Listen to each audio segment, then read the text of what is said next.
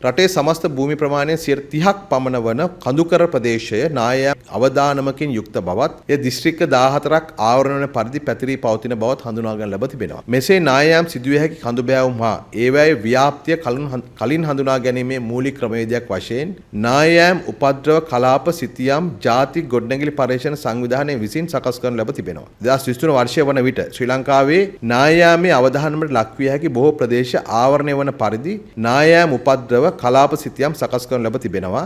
නායමක් ආරම්භ වීමේ ලක්ෂණ පවතින කලාප පමණක් එවැනි කලාප සිතියමකින් පෙන්වු කර ලබනවා. එහෙත් නායම් අවධානම් කළමනාකරණය කිරීමේදී නායම් ආරම්භ කලාපය සුන්බුන් ගලායන මාර්ගය සහ සුන්බුන් තැන්පත් වන කලාපය ඇතුළුව නායම් මගින් බලපෑමට ලක්විය හැකි සම්පූර්ණ ප්‍රදේශය හඳුනා ගැනීම අවශ්‍යතාවයක් තියෙනවා. එම තත්ත්වය හඳුනා ගනිමින් ජාතික ගොඩනැගිලි පර්යේෂණ සංවිධානය NBRO විසින් නායම් ආපදා මගින් බලපෑමට ලක්විය හැකි සමස්ත කලාපය total impact zone එක නිර්ණය කිරීම රතු සහ කහ කලාප නිර්ණය කිරීමේ ක්‍රමවේදයේ භාවිතයෙන් ඒ නමින් ව්‍යාපෘතියක් යෝජනා කරලා තියෙනවා. ඒ අනුව දිවයිනේ නායම් ආපදා අවදානම අවම කිරීමේ කඩනම් අවශ්‍යතාවය සැලකලට ගනිමින් මේ ව්‍යාපෘති ක්‍රියාත්මක කිරීම පිණිස ආරක්ෂක අමාත්‍යවරයා හැටියට ජනාධිපතිතුමා ඉදිරිපත් කළ යෝජනාවට අනුමැතිය ලබා දුන්නා. මෙය 2026 සිට 2030 දක්වා වසරවල ක්‍රියාත්මක කිරීමට නියමිතයි. 2026 වසර වෙනුවෙන් රුපියල් මිලියන 38කුත් සමස්තයක් හැටියට රුපියල් මිලියන 231ක් මේ සඳහා වියදම් කරන්නට රජය බලාපොරොත්තු වෙනවා.